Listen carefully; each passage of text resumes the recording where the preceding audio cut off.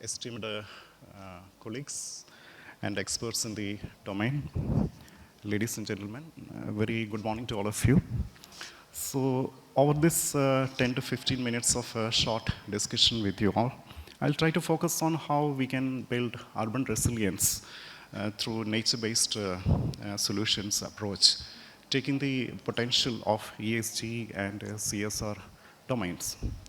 So we'll specifically focus on the challenges posed by the cities and then try to navigate through the urban landscapes and the risks and hazards which these landscapes face.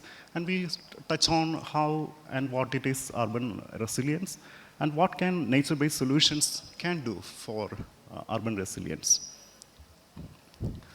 So as we see here, in our country, currently 1/3 of the population is living in urban areas.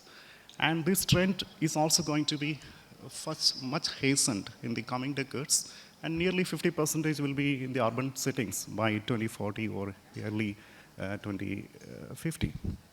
And that trend is going to be much faster in the larger context of our subcontinent either. And it's projected that nearly 75 cities, like the mega cities in the world, will be in the Asian region. So that's a challenge and as well as prospect we have in terms of our development, in terms of our economic prosperity and so on. And this rate of urbanization has been highest as per the reports, and if you compare with the 2010 trends, and we grew at a level of 1.34%. And now the significant dimension of this growth is the impetus provided by the industrial corridors, the private cities, smart cities, and special economic zones. All these strategic and structural engagements by the governments have been pushing the urbanization of our country. And this is equally an economic opportunity as well for our businesses and our developmental aspirations to be realized.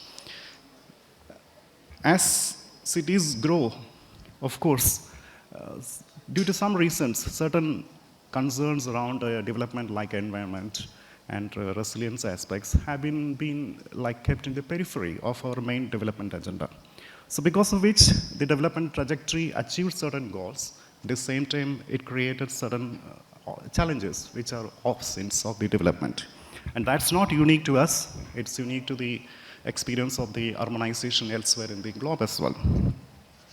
And now what we are facing over the last 10 years or a few decades is that the urban landscapes in general have been become vulnerable for different kinds of stresses like floods, droughts, and long-term impacts of long-term disasters like climate change. And last year, rather than this year itself, we in Delhi saw how the heat waves were so much impacting our lives. And we have been witnessing instances of flood in different cities at different points of time in the past years as well. So this is a challenge which as city population we have been facing. And now with climate change, things have been quite unpredictable. Even now the winter hasn't set in. It's time otherwise. So things are becoming challenging. And the populations living in urban context have been also kind of vulnerable to these kinds of challenges. And that vulnerability is not uniform. That vulnerability is segregated between the communities, between the localities, and among the social aggregations. So it means that the impacts of urbanization as well as its challenges are not uniformly distributed in the urban landscape either. It is impacting the communities in different ways. And we just saw how our cities expanded. And the climate change has been driving these kinds of vulnerabilities into a new dimension. As we already just shared, like how floods have been witnessed in different cities, how water stress was witnessed in Bangalore, how heat wave was experienced in Delhi. And these kinds of vulnerabilities have been recognized, but somehow the reflections have not been capturing the socio-economic dimensions of these vulnerabilities. Perhaps that's the area we need to engage more with, and probably with the support and the forthcoming engagement from non-governmental side can look more closer to this dimension. And now we look at what are resilient cities and communities. As our goal under SDG is to realize resilient, sustainable cities and communities. And there are 10 key elements to that, and starts with the safe and affordable housing, which many schemes in the government are pushing, similarly from non-governmental side also. Several engagements are there to address this dimension. And affordable and sustainable support system, a dimension which has been picking up fast in our country, represented through the smart cities and also through the initiatives by corporate and non-corporate bodies. And inclusive and sustainable urbanization, which is a dimension which is pushed again through smart cities and other initiatives like that. And protecting cultural and natural heritage, a new dimension which has been brought more economically relevant sense in the recent years. And of course, reduce the adverse effects of natural disasters, a dimension which has been quite now ingrained into the urban planning and development, and reducing the impact of cities, reducing the environmental impact of cities. This is a dimension perhaps still we are left with to really engage to reduce it. Of course, we have a lot of plans and schemes in place. What is required is a kind of collaborative action, innovation, and a kind of a technology-enabled monitoring to address these challenges. And safe and inclusive green spaces, which is a very relevant dimension, especially for the population living in the cities. We experienced dearly and very badly how this dimension was very relevant during the COVID times. We didn't have enough of green spaces. And this requirement as an urban asset or a very vital asset in the urban landscape has been much emphasized in the context of the overall well-being of the urbanites, those who are living in the urban context. This is an asset which is required to facilitate a mental and overall health of the population, which is relevant to be a kind of a productive population in the landscape. And the strong and national regional development planning, which is already structured, and policies for inclusion, resource efficiency, and disaster risk reduction. This point, as I mentioned already, in cities landscape, everything is not happening at a uniform way, in a uniform way, because the impacts of advantages and disadvantages, they go with different bearings to the populations with respect to the communities, their economic status, where they're living in the city landscape. So this is not a uniform impact which is happening. So we need to do a kind of a policy engagement and a program implementation mode which takes into account the inclusion requirements, resource efficiency, and disaster risk reduction. And sustainable and resilience building, which is a dimension which has been picking up very fast through changes in the building codes and engagements through technology innovation. This aspect has been picking up. Now we look at how we fared in our country with respect to the SDG 11. So as we can spot here, when it started in 2018, we were barely with a scoring of 39. And over the years, it has reached 83. And we don't see many of the states in the aspirational category now. They are either front runners or performers.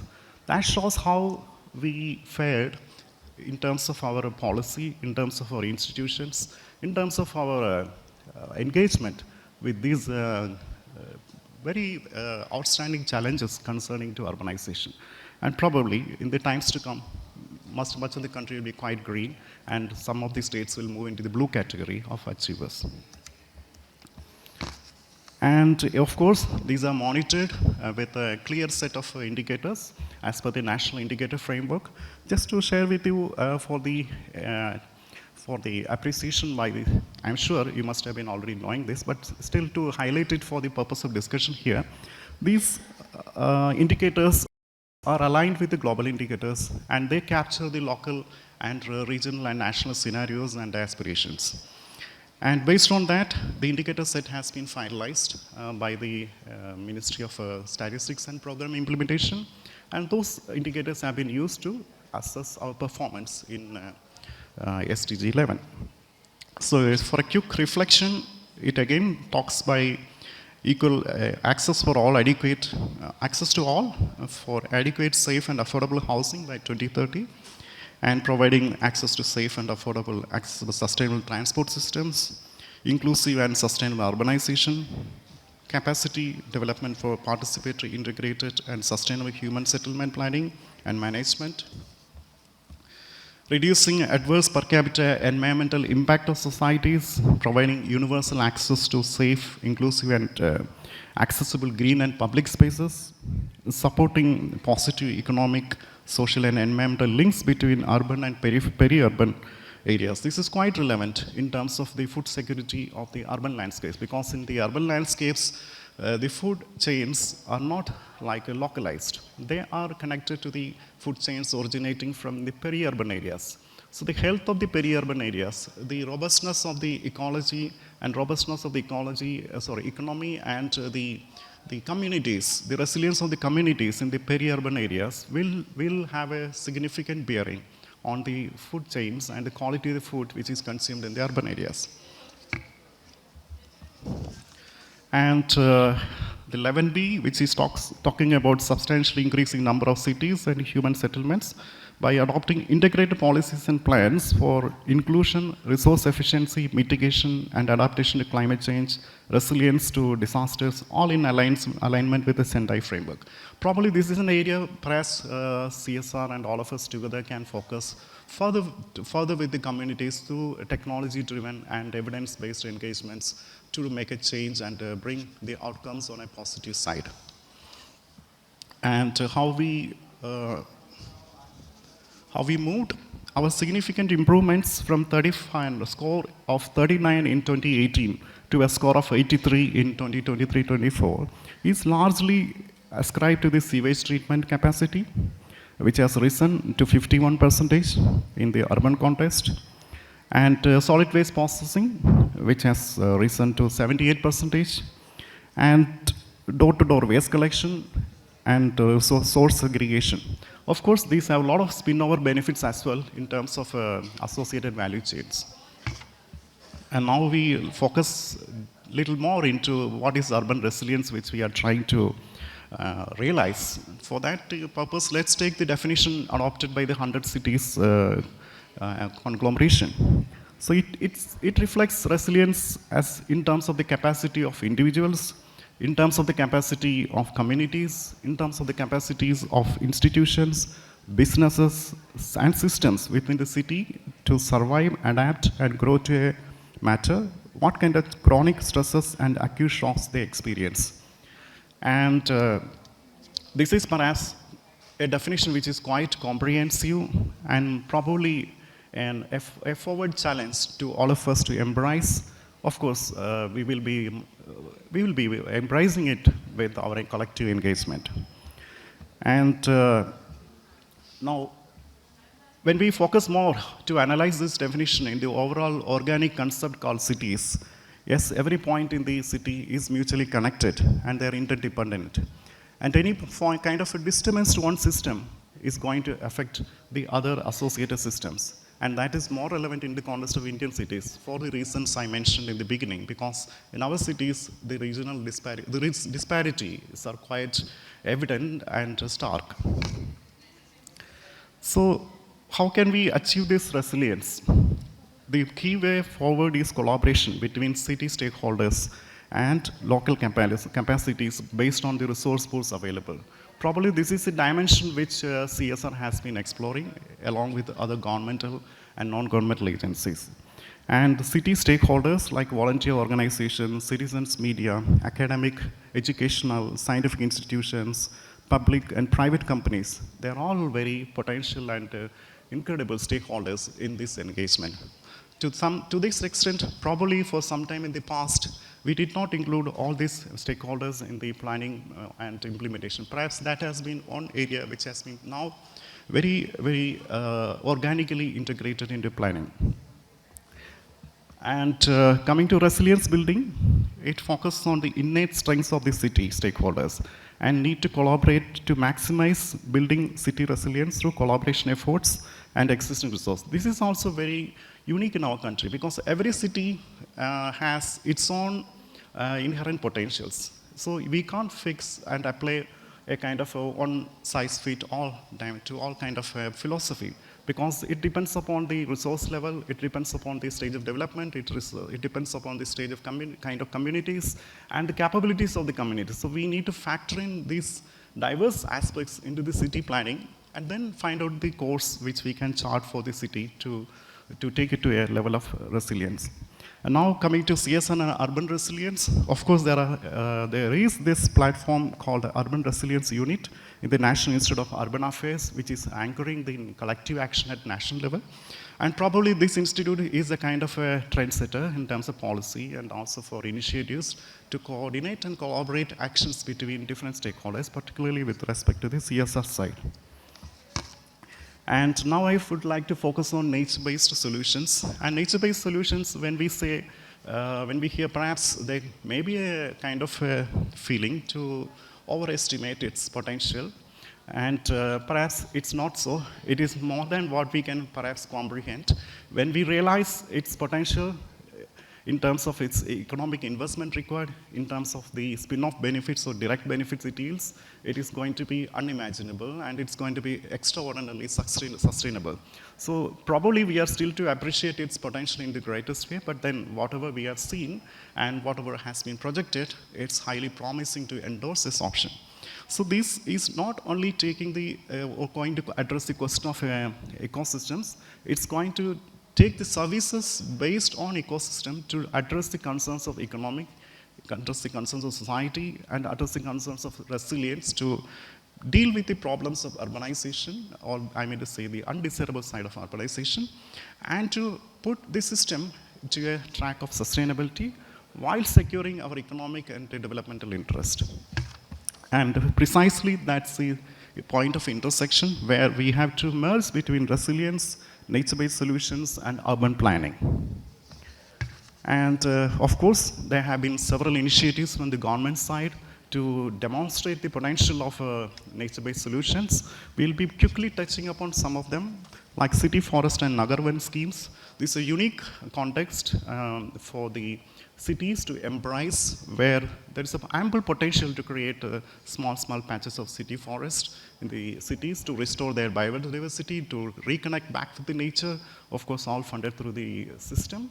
And obviously NGOs and the CSR domains can also synergize with these actions to derive more benefit out of this. Next is the Green India Mission. Again, it has a subcomponent which is pushing green cover expansion for the cities. And for the coastal and other such vulnerable areas, like the potential of mangroves is incredible. We realize its importance and the magical service it can provide during in the aftermath of tsunami. And same is not only just limited to the mitigation potential for tsunami risk, but it is also a kind of like a resource which supports the livelihoods of the people. So there is a spin-off benefit, a set of spin-off benefits going not just only to the communities, but to the other communities also through the value chains.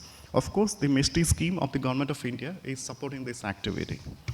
And again, it's a Green Credit Program. It's a new initiative which is going to be a change maker for the sector, as it's nudging our communities to embrace the concept of life, mission life, lifestyle for environment, which is one of our committed actions under the nationally determined contributions of country. And of course, Green Credit Certificate is tradable, which is a unique thing, which is quite a kind of a promising for markets to endorse, and it is there. And then the latest is the ECOMA scheme, which is yet another dimension, which is pushing or rather nudging our communities to adopt consumptions based on sustainability. And maybe in the times to come, this will become a day-to-day household word in the communities.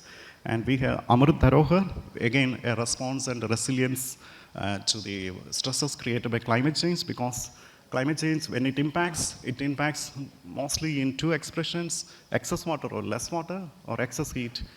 That's the context. So to respond to that, we have Amar Dharoha. I'm sure many of the colleagues must have been engaging in these areas already.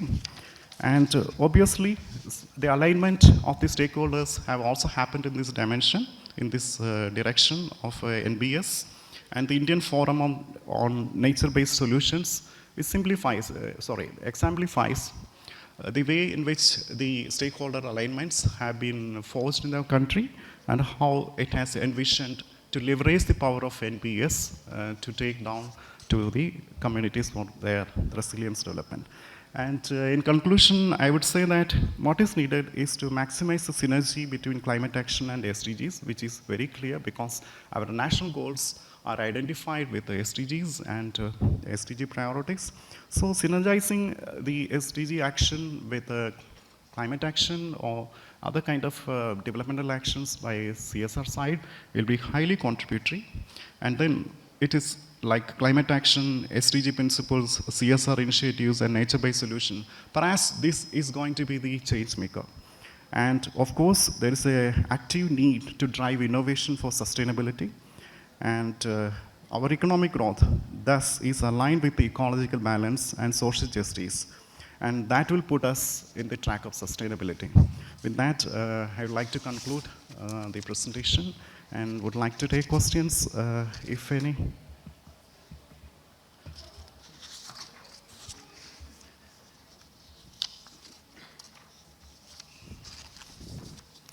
If none, thank you so much for the, okay, there is one, yes, please.